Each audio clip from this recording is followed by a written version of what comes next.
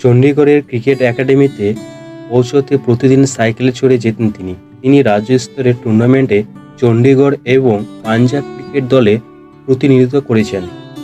বলুন তো আজ আমি কার কথা বলছি? উত্তর জানা থাকলে অবশ্যই কমেন্ট করে জানাবেন। উত্তর হবে আর্শদীপ সিং।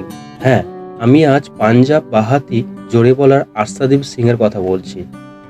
আর্শদীপ শৈশব থেকেই ক্রিকেট আগ্রহী ছিলেন এবং 13 বছর বয়সে ক্রিকেট খেলা শুরু করেন।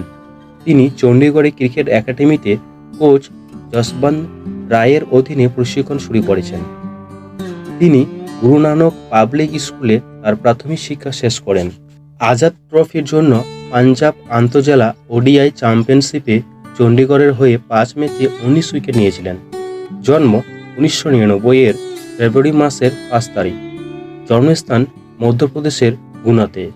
বাবার নাম দর্শন সিং, মায়ের নাম বলজিৎ কুমার, ভাই আকাশদীপ সিং। তিনি এখন পর্যন্ত বিবাহ বন্ধনে আবদ্ধ নন।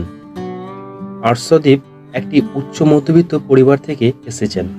তার পরিবার শিখ ধর্মের পথ অনুসরণ করে এবং শিখ গুরুদেব উপাসনা করেন। তার বাবা একজন অবসরপ্রাপ্ত সিআইএসএফ এর পরিদর্শক। ভাই কানাডায় কাজ করেন। ক্রিকেটে অসাধারণ দক্ষতার অধিকারী আর্শদীপ 2019 সালে পাঞ্জাব কিংসের হয়ে আইপিএল আত্মপ্রকাশ করেছিলেন।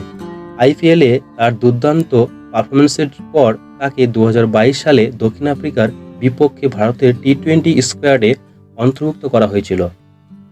Arshdeep ICC under-19 world cup 2018-তে খেলেন। তার আইপিএল অভিষেক ম্যাচ পাঞ্জাবের হয়ে রাজস্থান রয়্যালসের বিপক্ষে। তার টি-20 অভিষেক ম্যাচ ইংল্যান্ডের বিপক্ষে 7/7/2022। ওডিআই অভিষেক ম্যাচ নিউজিল্যান্ডের বিপক্ষে 25 ডিসেম্বর 2022 সালে। তিনি এখন পর্যন্ত টেস্ট ম্যাচ খেলেননি। তিনি আইসিসি মেন্স টি-20 ওয়ার্ল্ড কাপ 2022 সালে খেলেন।